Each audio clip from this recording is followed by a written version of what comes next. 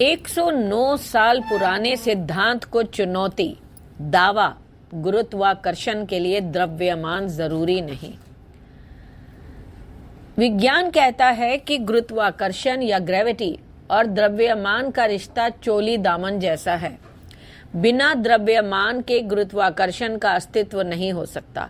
किताबों में भी हम यही पढ़ते आए हैं।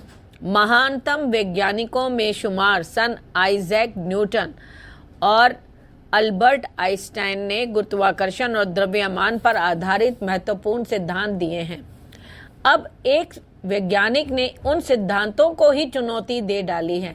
इनमें आइंस्टाइन का 109 साल पुराना सामान्य सापेक्षता सिद्धांत यानी जनरल थ्योरी ऑफ रिलेटिविटी भी शामिल है।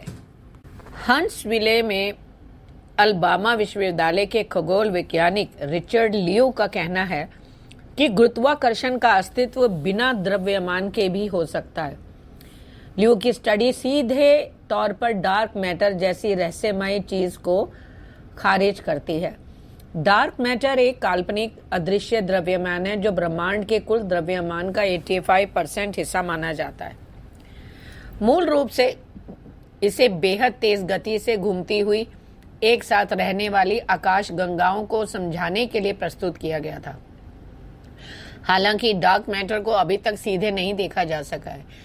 इस वजह से वैज्ञानिकों ने मौजूदा सिद्धांतों में खामियों को दूर करने के तरीकों के रूप में डार्क मैटर का इस्तेमाल करने से बचने के लिए सभी प्रकार के बाहरी विचारों का प्रस्ताव रखा है। नई स्टडी में क्या दावा किया गया? देखो, लियो की स्टडी कहती है कि आकाश गंगाओं और अन्य पिंडों को डार्क मैटर से ने बांधकर नहीं रखा। उसकी जगह ब्रह्मांड में टोपोलॉजिकल दोषों की पतली खोल जैसी परतें हो सकती हैं जो बिना किसी द्रव्यमान के गुरुत्वाकर्षण को जन्म देती हैं। यह अभी तक की हमारी समझ से एकदम जुटा थ्योरी है। अब आइंस्टाइन की जो 109 साल पुरानी थ्योरी थी उसको क्या चुनौती दी गई है? लियो ने आइंस्टाइन क्षेत्र समीकरणों का एक और समाधान खोजने की कोशिश शुरू की थी। ये टाइम स्पेस के कर्वेचर को उसके भीतर पदार्थ की उपस्थिति से जोड़ता है।